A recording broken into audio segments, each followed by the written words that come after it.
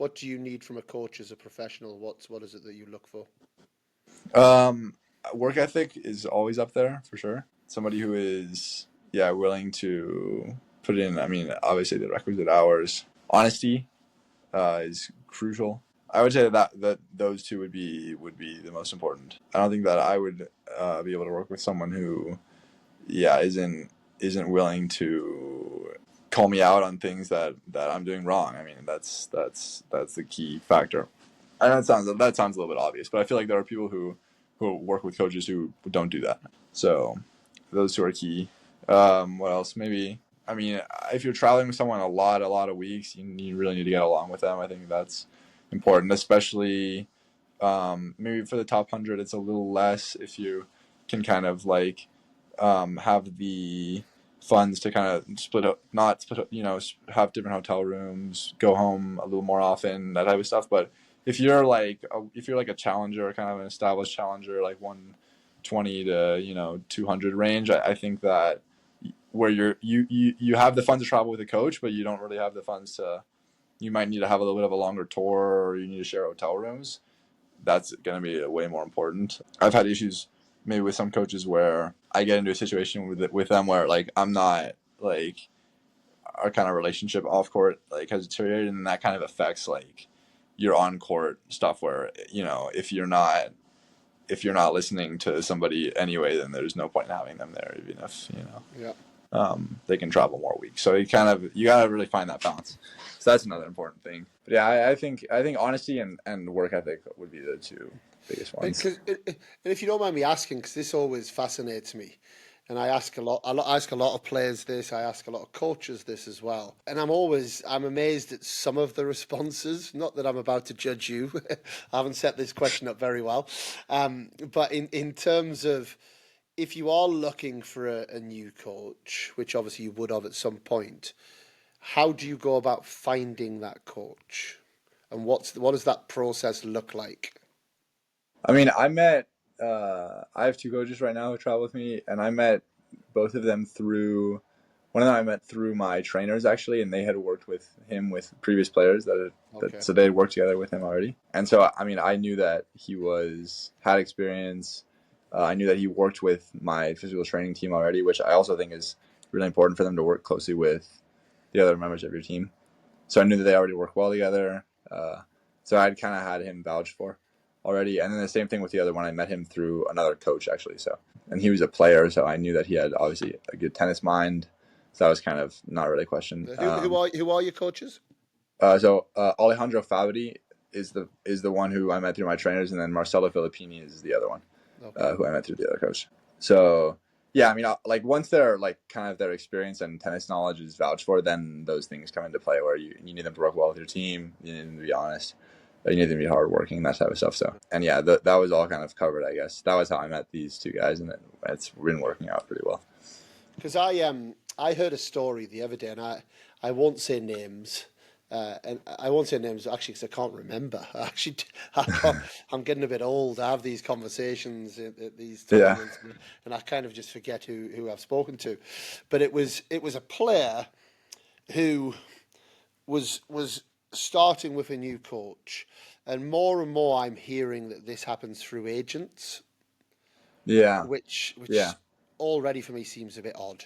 But Yeah. because then it's often the coaches that are mates with the agents that are getting jobs. Yeah. But anyway, that's one odd bit. But the second part of that was the player said, "Yeah, I'm working with this coach. I've never actually met this coach before, and it's come from the agent, but they've got a good CV.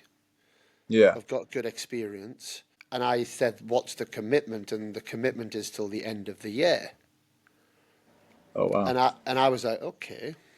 And I said, and has a conversation happened where maybe expectations are set, or have you talked about your game identity? Have you talked about how you like to play, what you think, you know? No, we haven't had those conversations yet.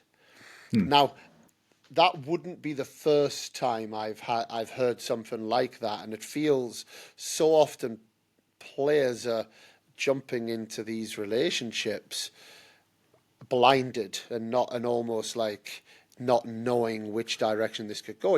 I could start working with you tomorrow, and I might have a completely different idea of where I see your game going to where you see your game going, and we might just not be aligned in any shape or form. My values might be completely different to you. It doesn't mean I'm a bad coach. Yeah. That might work with somebody else. It also doesn't mean that you're a bad player or a bad student. It's just, getting those right connections. Yeah, that's really probably where my conversation, where my question comes from, because Okay. I see almost more and more, and I actually think it happens a little bit at the top end of the game as well, where Yeah. people are almost Just signing just, based on CVs, kind of.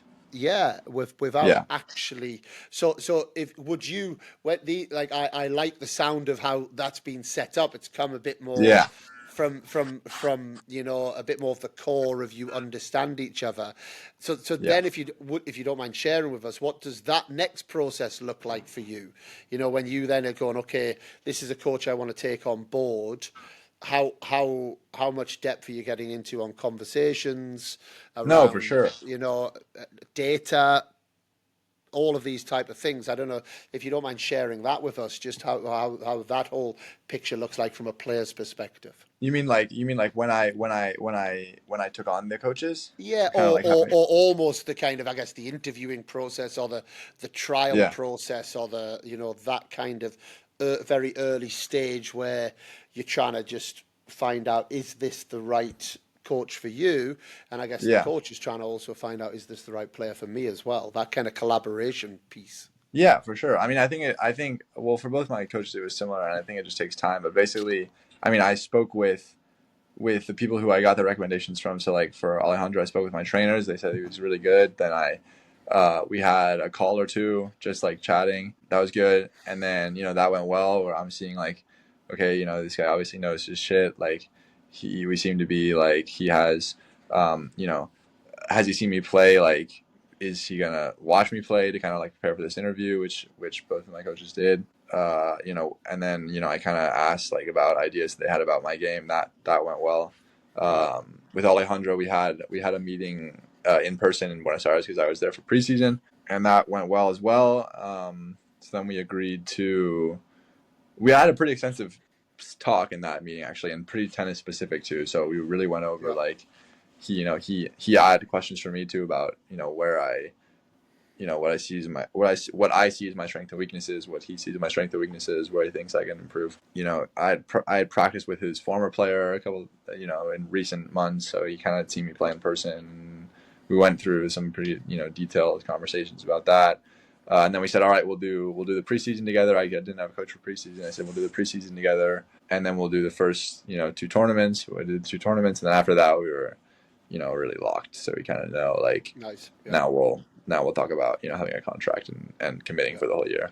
And then it was similar for Marcelo also. Like we probably had we probably spent 2 or 3 months where he watched all my matches. We spoke on the Yeah. phone, and then he came for a week for Vegas. He came to Vegas. I finaled Vegas.